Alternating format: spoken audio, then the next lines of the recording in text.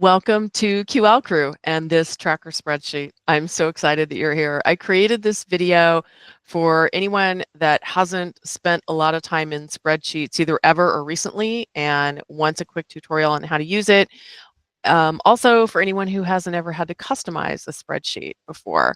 So let's dive in. The first thing that I want to do is orient you on this page. If you can see my cursor and I'm spinning it around literally so that you can get eyes on it. We're going to come down here to the bottom of the page. We're going to see that we are on the Welcome to QL Crew tab. All right, next thing we're going to tip over here and we're going to click into the year one QL Crew tracker because we're going to start in year one. All righty, let me zoom out first so that you know what all is on this page.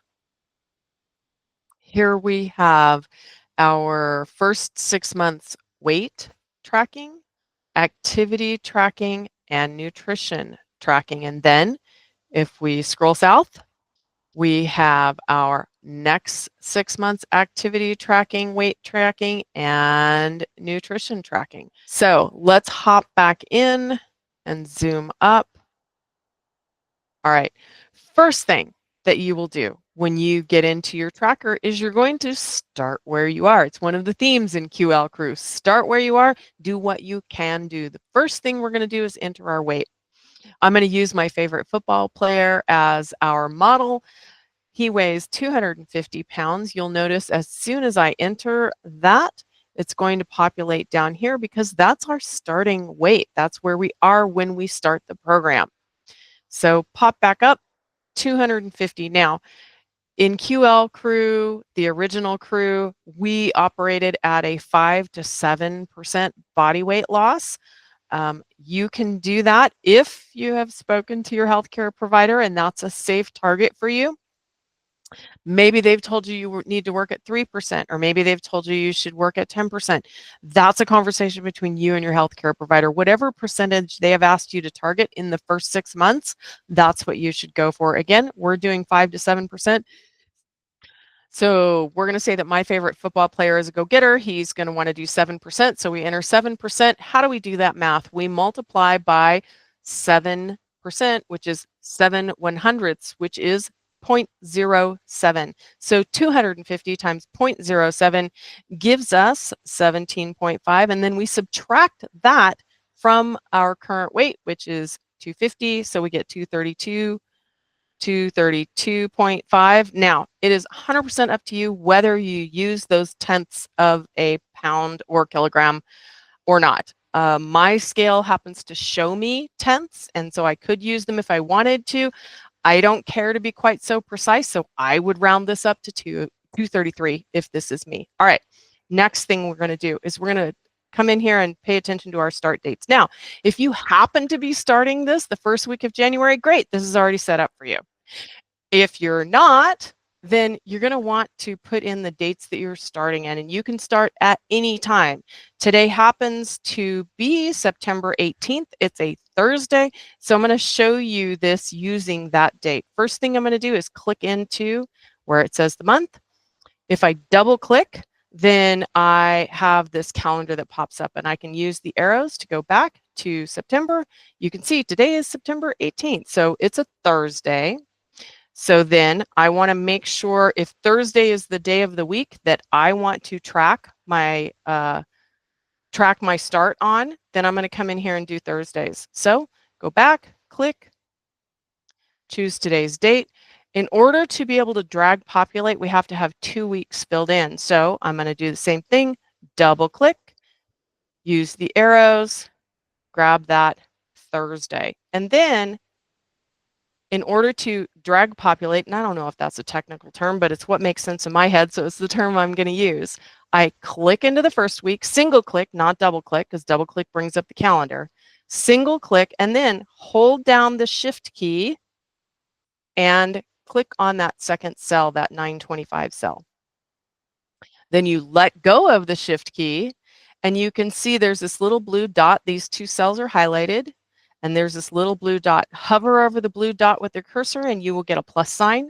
Grab that plus sign and drag it to the bottom of this 6 months. You can scroll and drag at the same time if your mouse lets you do that.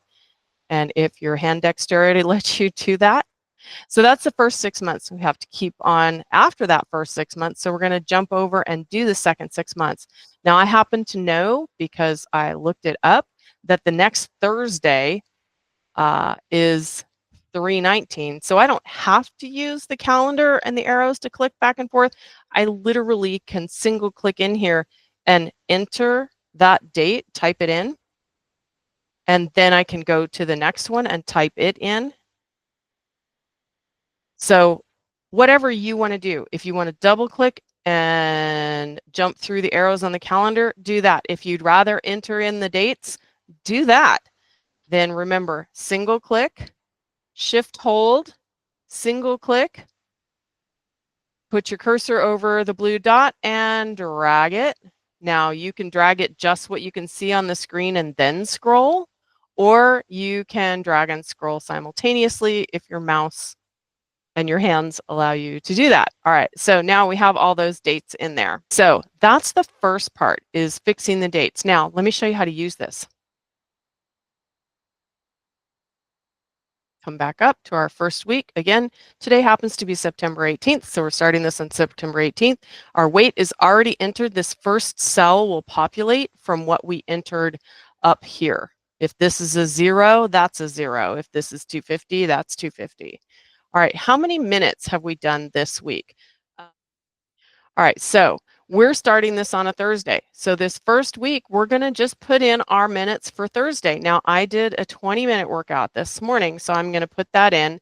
For the sake of example, we're going to pretend that it's the end of the week and I know what I've already done this week.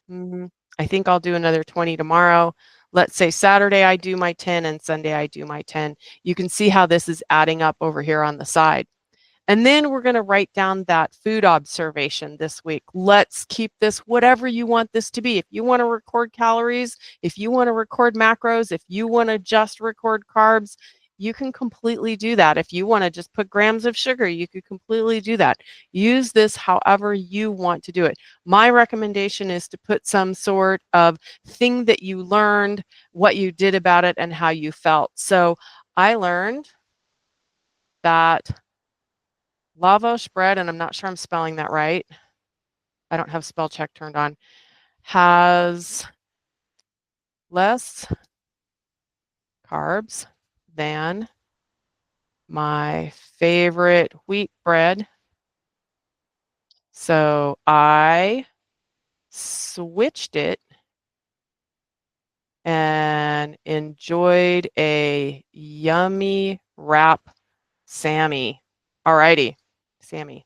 All right, so that's what I learned this week. Okay, so that's what you're going to do each week. You're going to put in your minutes. You're going to put in some sort of nutrition observation. You're going to record your weight, and boom, boom, boom, you're going to make your way through the year. Now, let me show you that date changing once again in case you need it. If you don't need it, you can jump right out, go do a dance party break or a recess and get started. Okay, so here we are again. I have it back set to January. I want to show you one more time how to do those dates, just in case you need it. So here's the dates once again.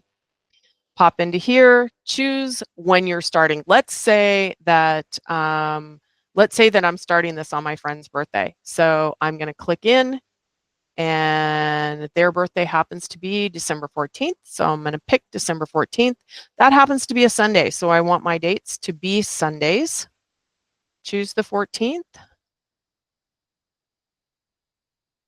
Click in, choose the next Sunday, which happens to be the 21st.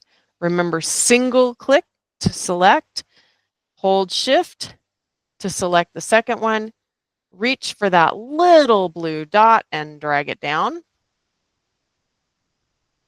That populates. Oh, how funny. June 6th is also the birthday of someone else that I love. That's kind of coincidental. All right, so June 6th, or excuse me, June 7th. The next Sunday then is going to be June 14th. I can either double click and pull up the calendar, or I can simply enter that date, knowing that the next Sunday would have to be the 21st because there's 7 days in a week. I'm going to go 6, 21, 26, and that will give me my next date. Remember, single click, hold shift, hover over the blue dot, get the plus sign, and drag populate. That's how you do the dates. Just wanted you to have a second example because the dates is a little bit more complex than entering in our minutes each day to total out our week. Have fun with this, customize it, use it as you need to. If the spreadsheet doesn't work for you, find something else that does. One of the members of our QL crew literally voice texts themselves every week or every day what their minutes were, and they add them up at the end of the week and enter it on a calendar. You can do whatever works for you. This spreadsheet is a tool that works for people who are comfortable with spreadsheets. If you're never on a computer, working in a spreadsheet is probably not the way it's going to work for you. Find out what does. In QL Crew, we start where we are and we do what we can.